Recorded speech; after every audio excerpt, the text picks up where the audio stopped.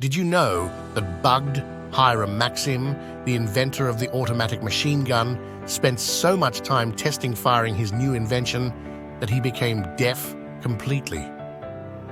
Eventually, his son Percy Maxim invented the silencer, but that came too late to save his father from complete deafness. Thank you for watching Pirogo Television.